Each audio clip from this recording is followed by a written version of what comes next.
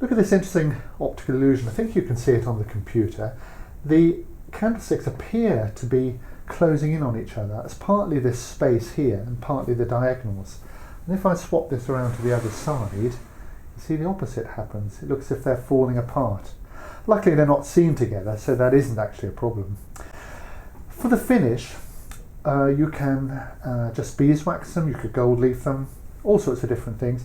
I'm going to choose to colour them with milk paints. I'm going to paint just this middle section here and leave this natural wood. And I'm also going to add colour to the base here, just this rim, just to pick up that at the bottom. So I'm going to use milk paints. This is the sort of milk paint. This is a mustard yellow, a sort of golden yellow. I'm going to make that the colour of the candlestick. Before I do that, I'm going to use a white undercoat, if you like, on it, because on this piece of wood I've got some discoloration, and I think although that'll look nice on the base here, I think I want to make sure that's completely covered. So I've mixed up my white paint here.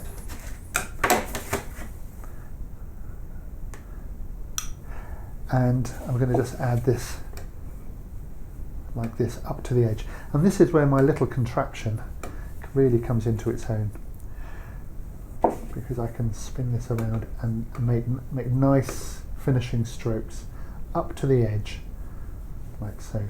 So we'll cover this all across, at least 2 coats, make sure that's nice and covered.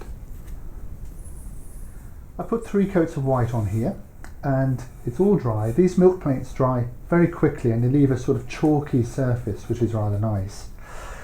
I'm now going to cover that in, not the mustard I thought, but marigold yellow, and I've mixed that with a little bit of white, so it's a little bit paler.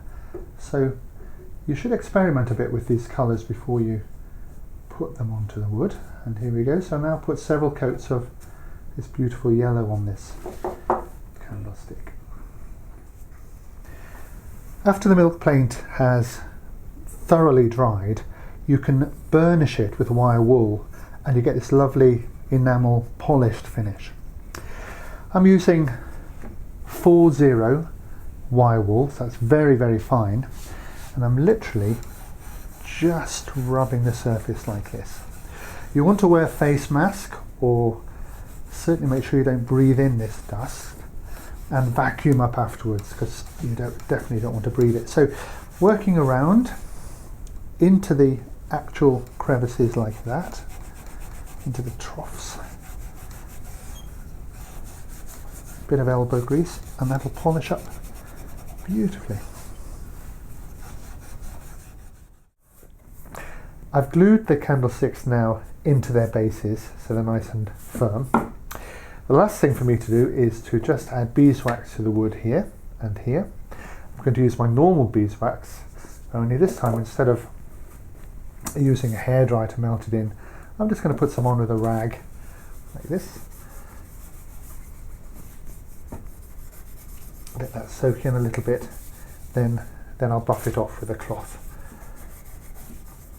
And that's it, and I'll show you them when I'm finished.